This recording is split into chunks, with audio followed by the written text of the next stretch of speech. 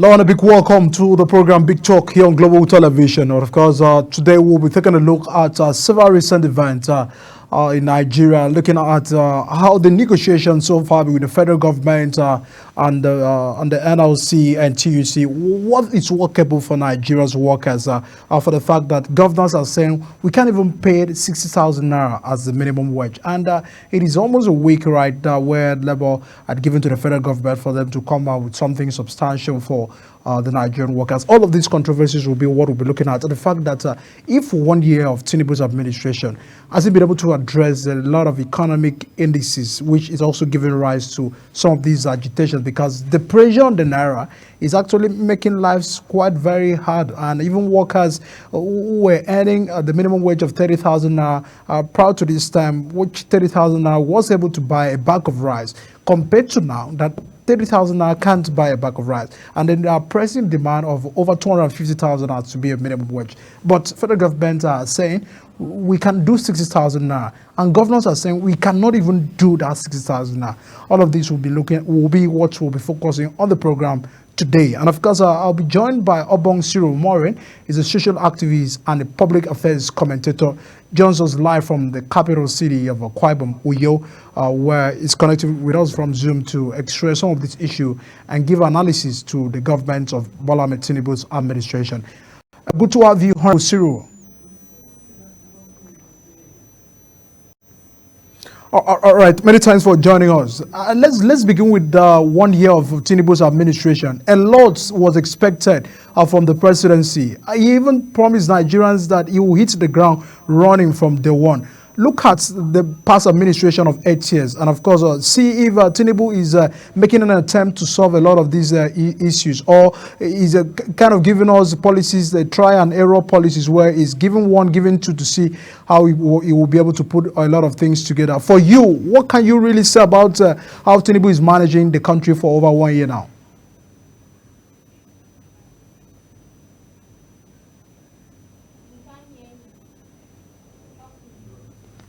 Can you please unmute your mic so that we can hear you very well, please?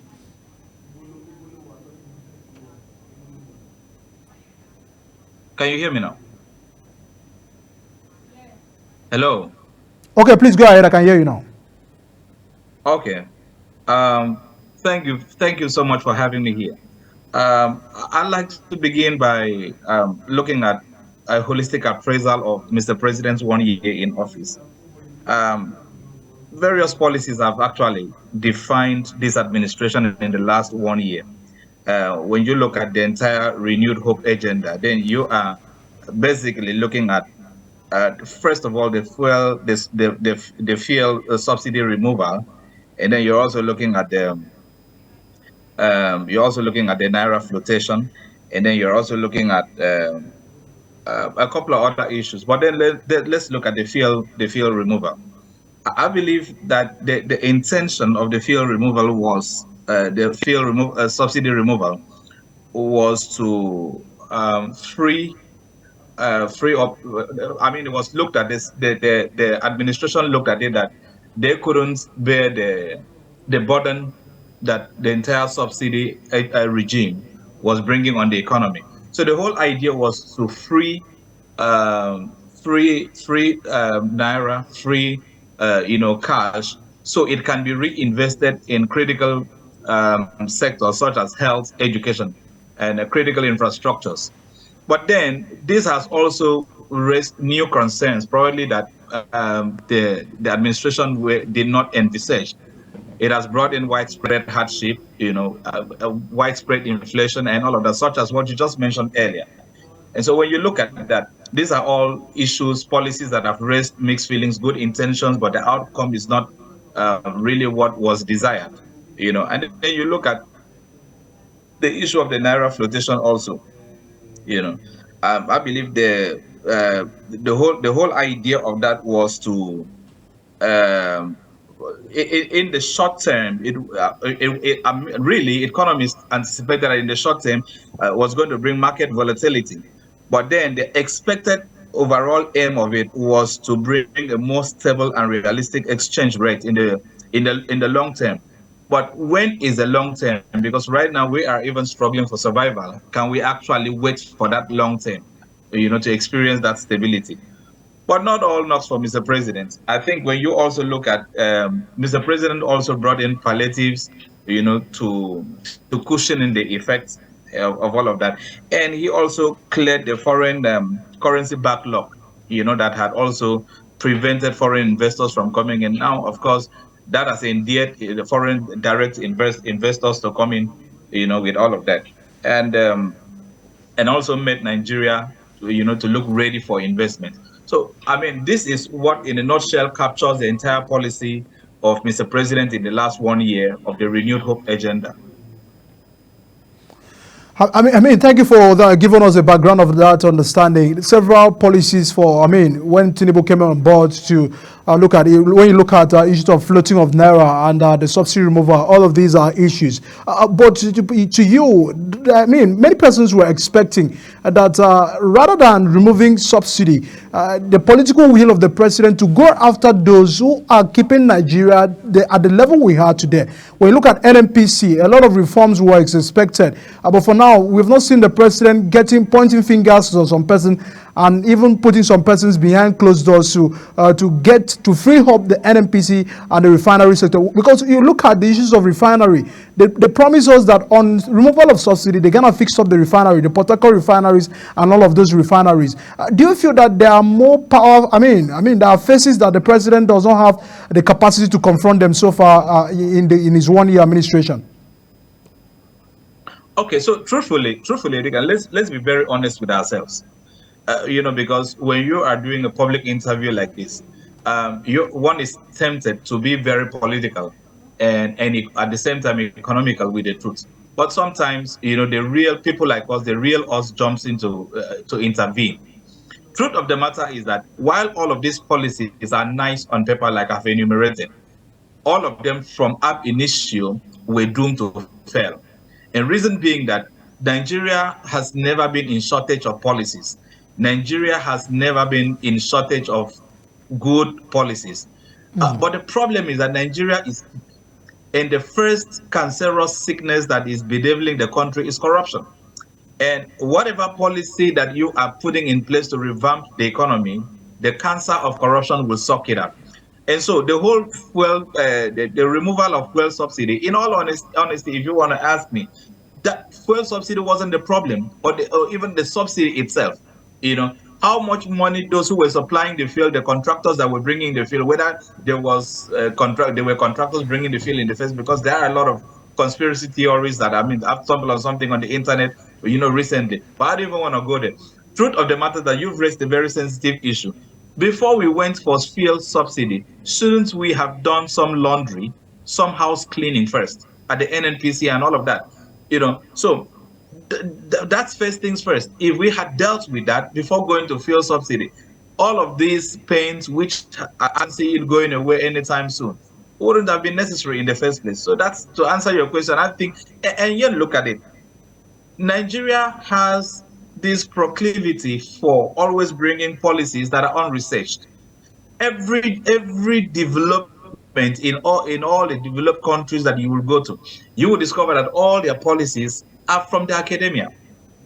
Nobody ever wakes up in the morning and then spews out a policy from your head. Because if these policies were researched, we would have seen all these backlashes before it is pronounced. And then the government, is looking at it. Oh, we've already made a statement. We can't go back on a statement. It's a slap on the government. It will make us look weak. It would actually, reveal the facts that we didn't research all these things before we came up with these policies. But it is what it is. I mean, this is where we are. A lot of big issues to Hello? deal with, and even Atiku Abubakar accused the federal government that it seems they are still paying subsidy, and even the federal government are saying that the report is faulty. Maybe it looks as if the government is also paying subsidy, but look at issues of what they promised Nigerians that they're gonna provide on the heels of removal of this subsidy. The issue of CNG buses, the promised Nigerians that there will be some sort of interventions to cushion the effects of the removal. To you, do you feel that it is more of a promising Nigerians and reassuring Nigerians for over 1 year and nothing that they really have to show so far for that action they took? Well, in the last, I mean, you've raised another sensitive issue. These are all the conspiracy theories that I mentioned earlier on. What Atiku said and all what other people are saying. Nobody really seems. So we're living in a country that nobody seems to know what is going on. Informations are shoddy, businesses are shoddy, and people are just doing things. But when you look at the last 1 year, in order to cushion the effects of the hardship, which they didn't envisage, they didn't see this level of hardship coming. So there's been a lot of Mr. President has ordered palliatives and other interventionist programs, but these interventionist programs and palliatives are efforts too little, too weak to deal with the magnitude and the enormity of the sufferings of the people. I mean, these are the issues, which is why you see today the organized labor roll their sleeves and say, look, let's go to the trenches of war. We cannot continue like this. The country cannot continue like this. The workforce of the country is at all time most demoralized than ever. A lot of big issues, and of course, we're expecting that the president will urgently know that Nigerians are quiet, because we've seen a lot of protests for hunger, and we do not want the situation to escalate so that we may not have a repetition of our EdSARS protests. I mean, let me just get your take on this. It seems they have been telling Nigerians to exercise patience, and the leaders are not living by example. We've seen approval of federal government for the legislators in the National Assembly, the SUV cars, several funds push you. Some priorities that are not necessary for national development as at the time. Talk to us, because Nigerians are not seeing that the leaders are leading by example. They're asking us to exercise patience. They're asking Nigerians to calm down, that situations will get better. But for them, it seems that it's just, I mean, it talks that you are being beaten and you are asked not to cry. That's the total description for some Nigerians, and which is also undermining the faith of Nigerians to believe in the government and to believe in this administration. Okay, so we've had democracy for like 20, 21 years now. 20, yeah, 25 years or now. there, about 25 years now. But I want to look at the last 50 years. Before 25 years ago, the clamor for democracy was high. It was like when democracy arrives, that it was going to magically solve all our problems in the country. It was going to solve the ethnicity problem, it was going to solve the infrastructural problem, it was going to solve the corruption problem. It was, and most importantly, it was going to solve the class problem. But look at democracy as we have today, especially as manned by the chief democrat himself, President Ahmed Bola Tinubu, who claims that he is a Democrat, So when you look at a Democrat torchbearer, that's how he claims, But when you look at the country today, this country has never been more polarized than we have today. You have two different Nigeria: the Nigeria of the haves and the Nigeria of the have-nots. That's the blunt truth. We have two. The Nigeria has been so designated and classified. You have the haves and the have-nots. You have two separate kind of Nigerians. So those who live in the upper echelon with the SUVs and the comforts and all the trappings that Nigeria's money can afford for them are living in a different Nigeria, a different class of society than the ones you are actually advocating for today. That's just the blunt truth. So leaders living by examples, leaders are never going to live by examples. The democracy we practice in Nigeria, has no respect for the rule of law. And there seems to be two set of rules for two set of citizens. So these are all the issues, big issues here that will continue to bedevil us as long as we continue in this pathway.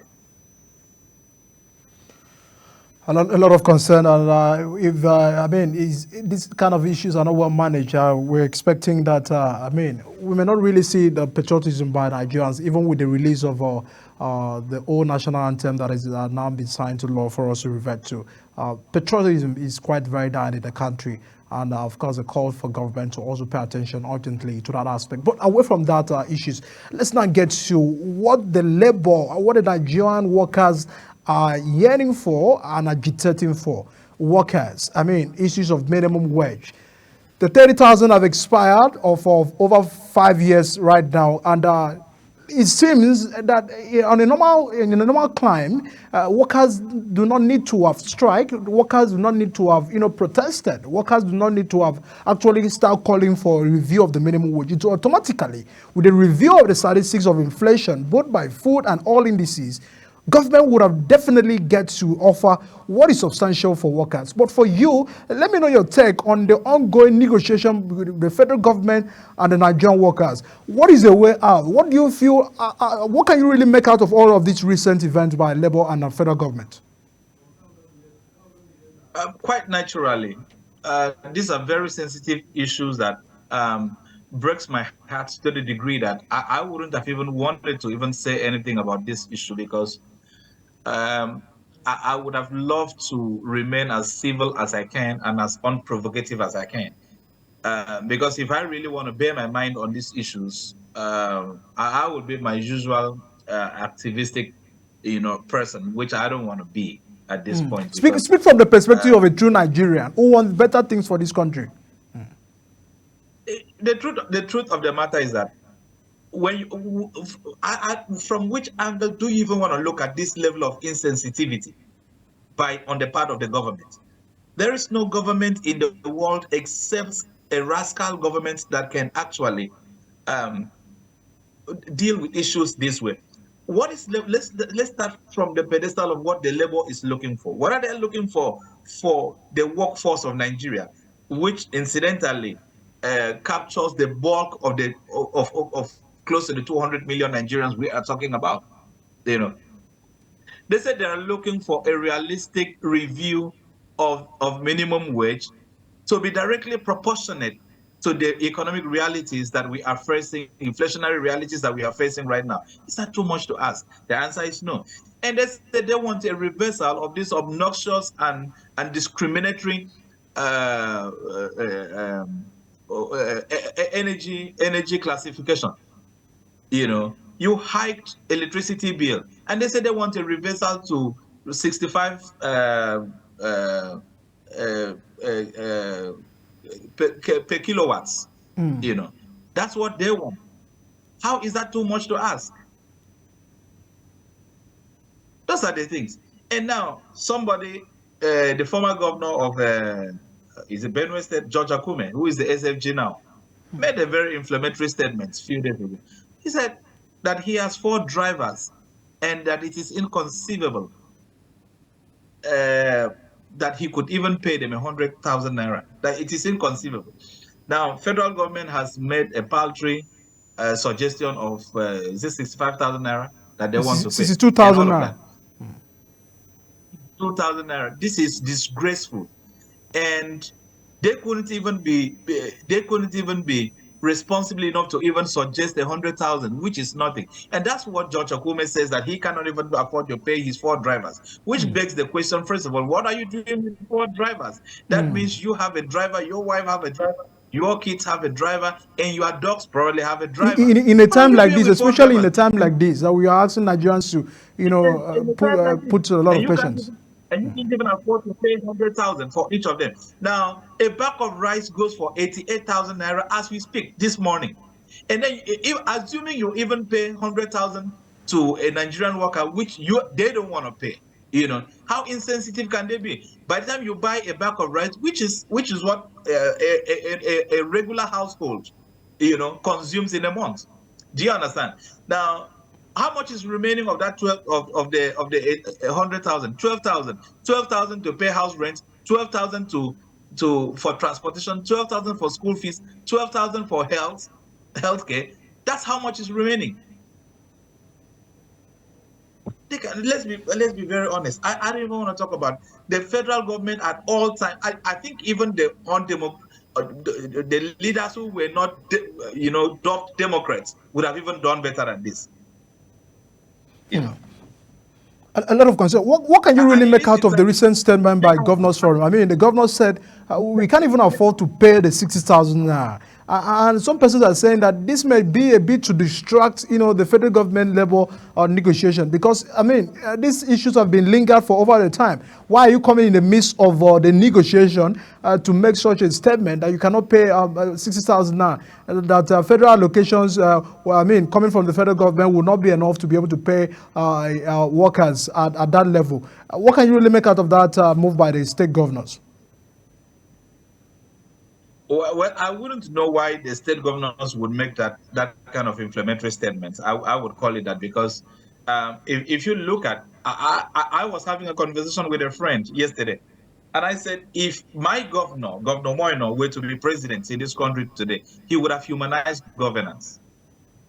You know, I can vouch for him for that. So I don't know if he is part of the governors that is claiming that, but he understands. He is on the side of the labor. I saw him address the labor demonstrators the other day. He was almost like he was part of the NLC.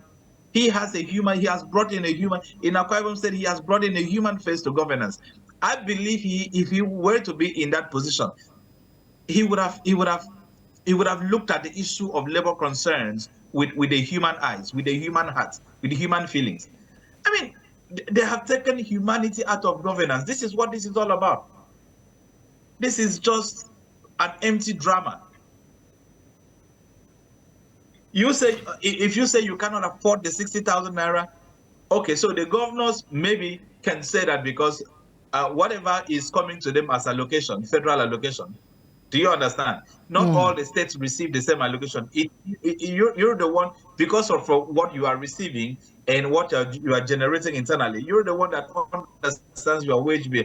All of this drama is not even on the state governors. It's on the federal government that takes the larger chunk of the money and wastes it on fleets of SUVs and on every, luxury trips. Do you understand what I'm saying? They're not on the governors. I don't even want to talk about the governors, the state governors' concerns, because state governors can only spend what they receive. Till today, nobody is able to account for how much barrel of oil we sell. Nobody knows the exact figure. Nobody knows how much comes in. Nobody knows how much goes out. Nobody knows how much is expended. Nobody even knows how the budget is being implemented, why it was padded, and to what extent the padding has been executed. This is a country that nobody is accountable to anything. So, I mean, The issues Nigeria are quite is enormous. difficult. I mean, some person are even arguing that if cost of governance is being reduced in the country, I mean, there will be enough to serve, there will be enough to even pay workers and all of this. Are you sharing on that perspective that the cost of governance in the country right now is still on the high side, even when the our economy is quite As we being speak, on the down end right now? Anytime I will speak, I just saw it in the news this afternoon that President Bola Tinubu has appointed 3 new aides, has made 3 new appointments in government. Can you beat that? Instead of downsizing government, you're adding more people that you're going to pay salary and then give more SUVs to. And then you're claiming there is no money. What are you running? A country this size, what are you running? It's just Nigeria is just almost as one state in the United States of America. What are you running? What are we doing with bicameral legislature? What are they legislating? Do you understand what I'm saying? You have 109 senators and 306 House of, is it 306 House of Reps member? 360. What are you doing with all of that? And then you have the state assemblies. So the cost of governance, look at how many multiple ministries that have been created. You have Ministry of Economic Development, you have Ministry of Finance. What is the difference between economic development and finance? What are they doing? You have Ministry of Labor and Manpower. So you see these people just create ministries and then duplicate government functions to accommodate the political class. That's all they do. And this depletes the economy. So let nobody give me any lame argument on hardships. We are the architects of our own problems in this country. The leadership is blunt. A lot of concerns and to worry about because most especially in a time where Nigerians just want to see things move forward in a lighter way. Let me get your final take as we begin to round up on the program. And on Wednesday, Nigeria will be 25 broken democracy. To you, because you also laid emphasis when you were speaking earlier about the essence why we wanted democracy. When you look at some sub-regions of Africa, when you look at the breakout of the military intervention so far, is it due to corruption? Is it due to the mismanagement of funds? What is your message and your call as we are marching forward for Wednesday's Democracy Day? I don't feel I don't feel democratic at all. If you're asking for my personal opinion on that, I don't feel there is that the dividends of democracy is here. The corruption is still very high. Cost of living is still very high. Classification of the society and balkanization is still here. So all the things that democracy was supposed to have solved, all the problems it was supposed to have solved, they have actually exacerbated them. So I don't know what we're actually celebrating on Wednesday. I don't know what we are celebrating. I have nothing to celebrate, in all honesty. I mean, I don't have anything to celebrate. That's just being honest on Wednesday because my hopes are dashed. I've seen the last 25 years of this democracy. I was here since 1999, so I know all about this, and I've measured the index. Uh, in 1999, nothing in this country was as expensive. A tin of milk is now 700 naira. I mean, this is crazy. From 40 naira to 600 naira, 35 naira, a tin of milk, 20 naira. So uh, right now, I'm not even sure that we have 1 naira coin anymore in this country. I'm not sure we have even 15 naira anymore. So I don't know what we're celebrating. I'll wait and see exactly why they are celebrating on Wednesday. And then your message to government, they need to be able to fix the unfixable because if it's not well managed, we may be able to see a breakout of other things in the country. The country needs to leave all this fanciful drama and then urgently begin to move to strengthen our institutions. And that can only be possible by strengthening our laws, making new laws, that we are willing to keep. The institutions are weak. See, it's really not necessary who is the governor or who is the president if the institutions, democratic institutions, are strong. We have weak financial institutions, we have weak legal institutions, we have weak social institutions. So I don't see what Wednesday is all about. So my advice to governments is it doesn't really matter which part of the country the governor comes from, north, south, is irrelevant. What is relevant is his ability and capacity to build strong institutions. When institutions are strong, the citizens will align themselves with the rule of law, with those institutions, and things will begin to shape up. And then that is when we will begin to have policies, 20-year policies. And it doesn't matter whether you're in the office or not. It's a 20-year plan, roadmap plan. Do you understand? Whoever comes in the office will follow it because there are strong institutions to monitor those things. So, I mean, this is where we are. Somebody comes and then starts his own intervention program and then throws all this intervention program. Did Buhari not do it? Did Jonathan not do it? Every person comes just and write his own name, create his own, bring his own cronies. Sustainable. Yeah, it's not sustainable, and that's because Nigeria is operating by strong individuals, strong personalities, and not strong institutions. Thank you. So all the interventionist that you bring to the money market, market money, you win, and all of these programs that which ministry is managing it, which institution is managing it, and what are the fruits? They just come in, take allocation, share it, fritter it away, and then that administration. 2 years from now, we are going back to primaries. From when primaries comes in, party primary comes in, all projects are suspended. So Nigeria usually always have 2 years to run administration out of 8. That's the blunt truth. Thank you. Take the year preceding the year of election out of the way, because take for instance 2027, 2026 is the year of primaries. everything comes to a standstill. 2027 is election year. By 2028, we head back to court, which we have to stay there for the next 1 year. So you have 2029, to function, and by 2030 we go back to primaries. So in 8 years we have 2 years. That is the middle year of the first term and the middle year of the second term. That's it, in 8 years. The rest of the years are wasted. Thank you. Thank you. Because of time, Obong Cyril Morin. We'll definitely have more conversations on that. But in the bid to get more development and events in the country, we'll definitely always have you on the programs and your thoughts. He is a social activist and a public affairs commentator who joins us via Zoom in Uyo, the capital of Akwa Ibom State. Yeah. Thanks for joining us on Global Television's Big Talk. Thank you. All right, and that's where we'll wrap it up here on the program. And of course, I'll see you again tomorrow. I'm Medican Michael. Thanks and bye-bye for now.